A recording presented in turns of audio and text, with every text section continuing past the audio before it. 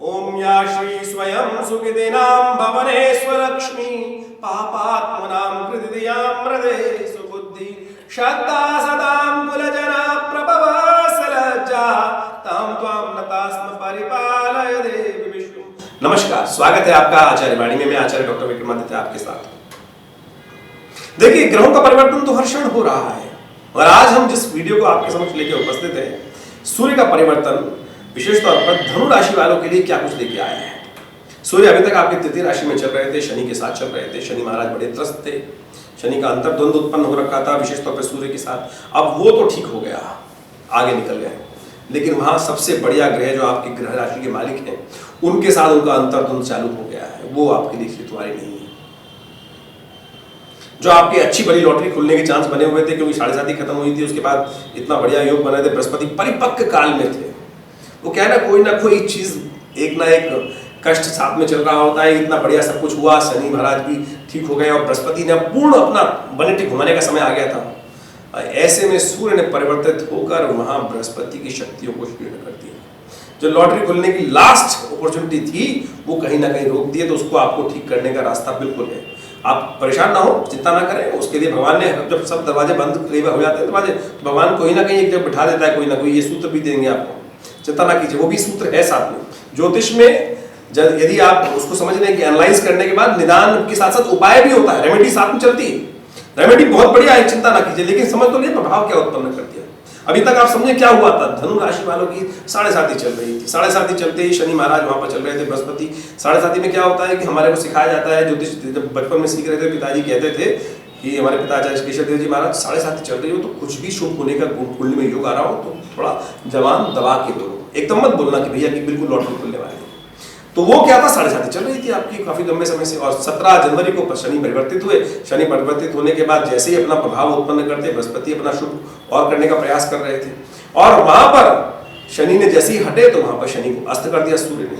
और जब शनि आघोष से बाहर आए तो यहाँ पर अब बृहस्पति जो अपने परिपक्व काल में है, क्योंकि बृहस्पति मीन राशि में चल रहे हैं और मीन राशि में जब चलते चलते विशेष तौर पर आगे बढ़ेंगे तो वो 22 तारीख को बदलने वाले हैं, 22 अप्रैल को बदलने वाले, दूसरी राशि में जाने वाले।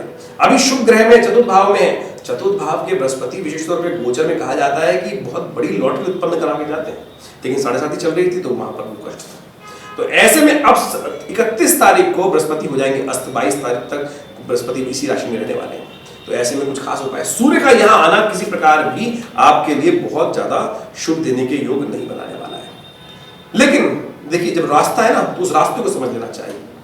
ऐसे में शनि जहां विशेष तौर पर योग ये है कि यदि आप शनि से संबंधित काम ना करें, लोहा लकड़ी का काम जो है जो लोग करें उनको सावधान रहना चाहिए। इस बात को समझिए, जो लोहा लकड़ी का काम कर रहे हैं उनको थोड़ा सा नुकसान होने के योग दिखाई देते हैं। शनि संबंधित जो चीजों का काम कर रहे हैं उनको थोड़ा कष्ट दिखाई देते हैं, तो उनको बहुत विशेष तौर पर सावधानी बरतने की जरूरत है। जो ज्ञान से संबंधित कार्य कर रहे हैं उनके लिए अच्छा रहेगा। जो विशेष तौर पर लग्जरी से संबंधित कार्य कर रहे हैं उनके लिए अच्छा हो सकता है। लग्जरी से संबंधित कामों के लिए बड़ा अच्छा योग बनने वाला है।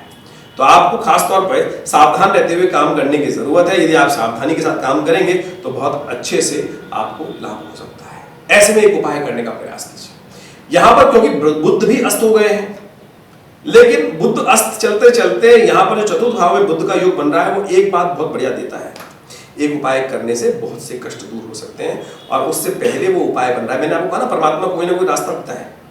31 तारीख को जब बृहस्पति अस्त होंगे उससे पहले बुध अस्त चल रहे हैं और ऐसे में सूर्य ने ये सारा का सारा जो प्रपंच रच दिया है, इससे बचने के लिए नवरात्र उपस्थित हो रहे हैं।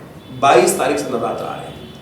नवरात्र 22 तारीख से जो आ रहे हैं वो एक सुंदर योग बना रहे हैं। ऐसे में कन्या पूजन, मां भगवती दुर्गा का पूजन, यज्ञ, ये कर लेंगे ना तो बस समझ लीजिए कि आपको बृहस्पति का जो पूर्ण लॉटरी, जो शब्द मैंने उच्चारण किया कि लॉटरी खुल के रहेगी, बिल्कुल बहुत बढ़िया तरीके से जो रुका हुआ कार्य है उसको पूर्ण करने के लिए सुंदर योग बनने वाला है। इसका आपको लाभ लेने का प्रयास कर लेना चाहिए। धनु राशि वालों समझ लो, बड़ी मुश्किल से इतने भारी समय से निकल के आए और फिर मत लिखना कि सुबह सुबह लोग, जब मैं देखता हूं कई बार हमारे चैनल पर क्या क्या व्यूज आ रहे हैं तो कई लगते हैं धनु राशि वाले बेचारे, अरे इतनी बढ़िया राशि क्यों कष्ट में चल रहे हो, और बस ये छोटा सा योग तो बनाओ। फिर देखो, शनि महाराज ने पिछले काफी समय से परेशान कर रखा था, चिंता मत करो, और भी बहुत सारे ग्रहों के देखने की आवश्यकता होती है। तो इस समय धनु राशि वालों आपके लिए बड़ा श्रेष्ठ काल आ रहा है, नवरात्र का सुंदर अवसर है। ऐसे में मां भगवती की दुर्गा की आराधना और कन्या पूजन ये आप करेंगे तो फिर देखिएगा बहुत अच्छे से आने वाले समय में बृहस्पति जाने से पहले, परिवर्तन होने से पहले बहुत कुछ आपको देके जा सकते हैं। इस बात का ध्यान रखते हुए काम करने की जरूरत है। एक काम और करना है, सूर्य का नित्यप्रति मंत्र जप करें, ओम घृणी सूर्य आदित्याय नमः। ओम घृणी सूर्य आदित्याय नमः इस मंत्र का जप कीजिए। भगवान सूर्य को नित्यप्रति रोली और एक पीला पुष्प डालकर, यदि कनेर का पुष्प मिल जाए तो बहुत सुंदर, करदम का पुष्प होता है, विशेष तौर पर समस्त कष्टों को दूर करने वाला होता है। और नवरात्र के प्रथम दिवस करदम कनेर के पेड़ की पूजा भी की जाती है शास्त्र के अनुसार से। उस दिन विशेष तौर पर हाथ में तांबे के लोटे में एक कनेर का पुष्प, थोड़ी सी रोली, जल लेकर भगवान सूर्य का ध्यान करते हुए ओम आकृष्णेन रजसा वर्तमानो निवेशनमृतंच, इस या मंत्र ये ना याद हो तो ओम घृणी सूर्य आदित्याय नमः या ओम ह्रांग ह्रीं रौंग से सूर्याय नमः इस मंत्र का जप कर सकते हैं। तो इस मंत्र का जप करते भगवान सूर्य का तेज का ध्यान करते हुए, और एक काम और कीजिएगा, यदि कष्ट से बचना चाहते हैं तो सूर्योदय से पहले उठ जाइए। सर्दी का मौसम चला गया है और अब सही समय है इसको का लाभ लेने के लिए। कहीं तो बृहस्पति बदल जाएंगे, फिर 12 साल बाद आएंगे इस राशि पर, और अब पूरे ग्रहों की सब जो योग है सही है। ऐसे में दुर्गा जी का सुंदर योग भी आ रहा है, आप कोशिश करें इसका लाभ लेने का प्रयास करें। इसी योग के संबंध में हमने आश्रम में सुंदर यज्ञ की व्यवस्था करी है। सहस्त्र चंडी महायज्ञ नवरात्र के अवसर पर हमने भगवती का जो सिद्ध शिव विग्रह हमारे आश्रम पे स्थापित है, माँ भगवती जो मुल्तान से भगवती का शिव विग्रह 1947 में हमारे आश्रम में प्रतिष्ठित हुआ आके, और उन्हीं के सानिध्य में हम भगवती के सहस्त्र चंडी महायज्ञ का सुंदर आयोजन कर रहे हैं। आप भी उस यज्ञ में भाग लें और देखिएगा भगवती की कृपा से आपके जीवन के कष्ट दूर होंगे। आप यज्ञ में भाग लेना चाहें तो नंबर्स आपके सामने स्क्रीन पे चल रहे हैं, उन पर कॉन्टैक्ट कर आप पूरी व्यवस्था जान सकते हैं। धन्यवाद।